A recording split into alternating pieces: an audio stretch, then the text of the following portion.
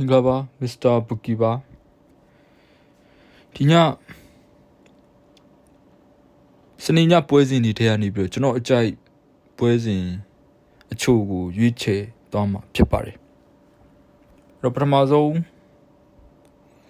ကျွန်တော်ဒီ live မှာကျွန်တော်၅ခွက်ရွေးမယ်ပေါ့နော်ဒီ YouTube မှာကျွန်တော်၅ခွက်ရွေးပါမယ်အဲ့၅ခွက်ကိုမောင်းတွဲရင်လည်းရတယ်၅တင်မောင်းတွဲလို့လည်းရတယ်ဒါမှမဟုတ်ရင်၄တင်မောင်းတွဲရင်တွဲပေါ့ဗျာအဲ့ဒီကနေကိုမကြိုက်တဲ့တစ်ခွက်လောက်ထုတ်ပြီးတော့ဒါမှမဟုတ်ရင်လည်းကိုအကြိုက်နဲ့ကျွန်တော်သုံးသက်ချက်နဲ့နားထောင်သူထိုးသားရဲ့ဟိုဟာနဲ့ကိုက်ညီတယ်ဆိုရင် body တစ်ချောင်းနှစ်ချောင်းလောက်ပစ်ပလိုက်ပေါ့နော်အဲ့တော့ကျွန်တော်ကဒီမှာ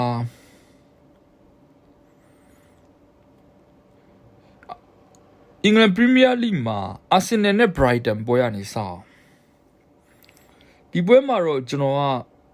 အာဆင်နယ်တစ်လုံး80နိုင်ကိုပေါင်းစီ3လုံး15ပြားရှုံးတစ်လုံး80ရှုံးအာဆင်နယ်ကဘော်ဒီစီကိုပေါင်းစီ3လုံး15ပြားရှုံးပေးထားတယ်ဆိုတော့အာဆင်နယ်ကြီးကြတာများနေ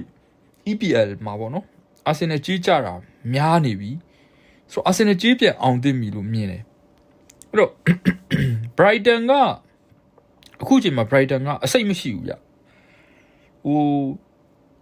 Brighton အနေနဲ့ Arsenal နဲ့တွေ့ရင်ပြီးခဲ့တဲ့ရာသီမှာတော့နှစ်ကြော့လုံးမှာ Brighton ကတည်ကစားနိုင်ခဲ့တယ်ပေါ့နော်ဒါပေမဲ့ဒီရာသီမှာတော့ဒါပြီးခဲ့တဲ့ Carling Cup မှာလည်း League Cup မှာလည်းတွေ့ပြီးသွားပြီအဲ့ဒီမှာတော့ Arsenal 2-0 နဲ့နိုင်တယ်ပေါ့ဆိုတော့ဒီညတော့ကျွန်တော်တော့ Arsenal ပဲထပ်နိုင်အောင်လိမ့်အောင်မယ်လို့ထင်တယ်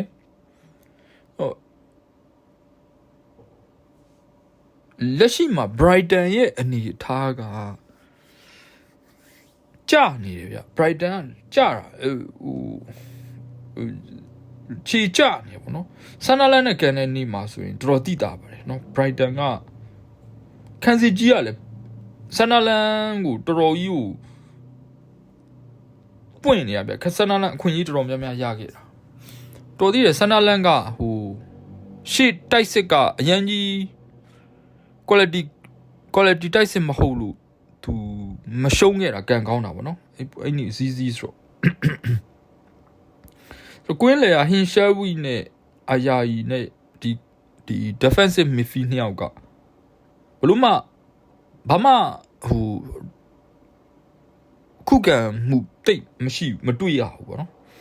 အဲ့တော့ကျွန်တော်ကဒီမှာ Brighton မှာကျွန်တော်ကကြိုက်တာ midfield hold up မှာကစားတာဘာလေးပါဗောနော်ဒီကောင်ကအခုကင်မရွန်လက်ရွေးစင်ဘာလေးပါကအခု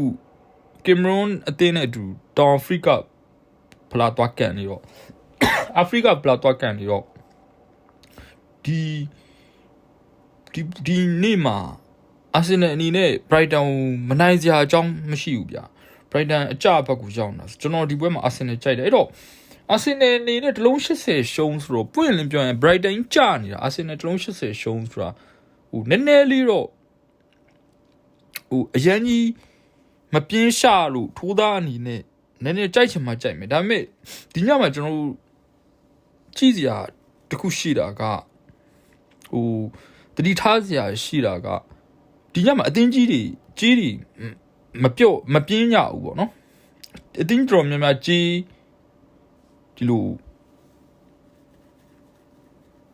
ငင်းနည်းနည်းခက်ပြော့ဘက်မှာထားတာကိုတွေ့ရတယ်ပွင့်လင်းပြောရင်Man City ဆိုတာ Nottingham Forest ကိုတလုံး25ပြားနိုင်လောက်ဆိုတော့ဒါကအရင်ပြင်းရှာတဲ့ဟာမျိုးမဟုတ်ဘူးเนาะနောက်တစ်ချက်ဒါအဆင့်2ကနေအဆင့်7အသင်းကိုတလုံး20 win တလုံး20နိုင်ဆိုတော့ဒါMan City ကြီးအရင်ပြင်းတဲ့ထဲမှာပါဘူးထုံးကြီးကောင်းမဲ့ Arsenal Brighton ကိုတလုံး85ပြားနိုင်ဆိုတော့ပြီးခဲ့တဲ့ Carling Fla မှာတော့မှ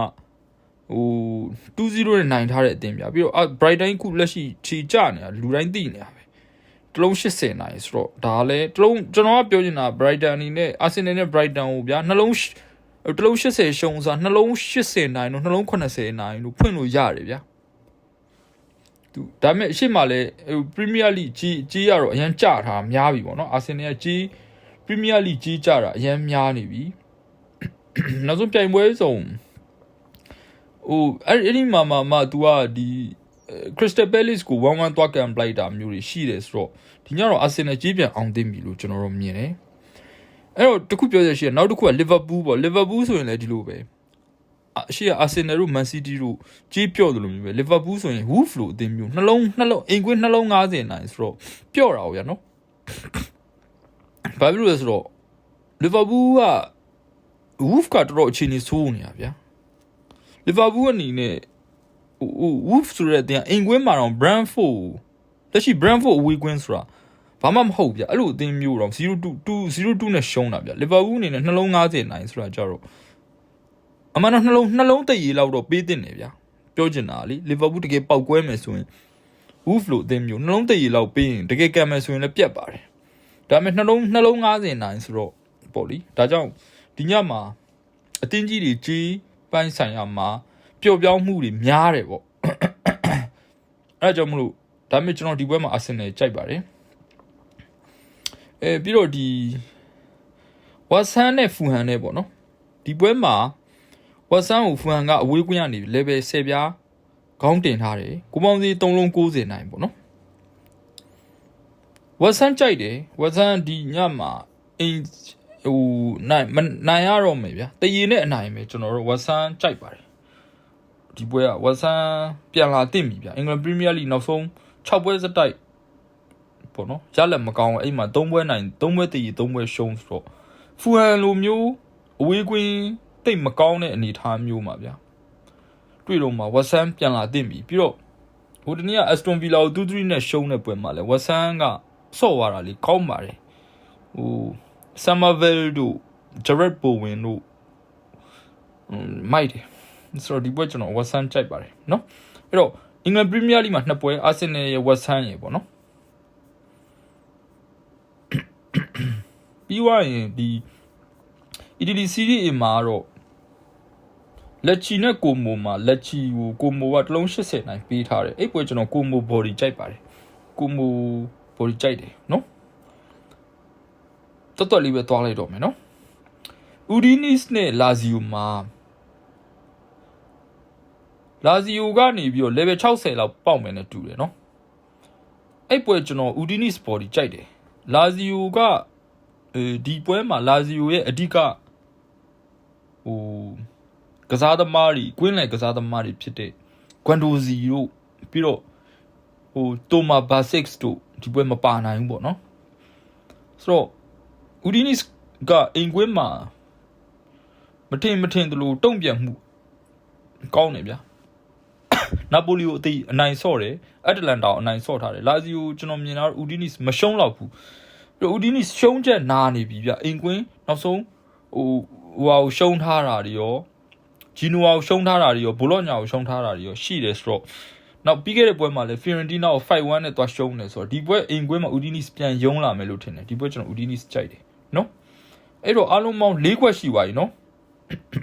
၄ခွက်ရှိသွားပြီဆိုတော့နောက်တစ်ပွဲ၅ခွက်မြောက်ကတော့ Chelsea ပေါ့နော် England Premier League မှာ Chelsea က Aston Villa ကိုတလုံး90နိုင်ပေးထားတယ်ကျွန်တော်ဒီပွဲ Chelsea ကြိုက်တယ် Chelsea တရေနဲ့အနိုင်ပဲဗျတေးကြတော့ဒီပွဲ Chelsea မရှုံးတရေနဲ့အနိုင်ပဲအဲ့တော့ကျွန်တော်တို့က Chelsea ကိုကျွန်တော်တို့ကတရေခံပြီးကြည့်ရမှာဗျအဲ့တစ်ပေါက်တော့ရှိတယ်ဆိုတော့ဒါပေမဲ့ကျွန်တော်မြင်တာတော့ကျွန်တော်ကအဲ့ပွဲမှာ draw တစ်ပေါက်ကြောက်တယ်ပွင့်လင်းပြောဒါပေမဲ့ကျွန်တော်ဒီလိုတွက်လိုက်တာဗျ Aston Villa ကြီး9ပွဲစတိုက်10ပွဲစတိုက်နိုင်ထားတယ်ဗျဘောက10ပွဲစတိုက်နိုင်တယ်အဲ့10ပွဲမှာ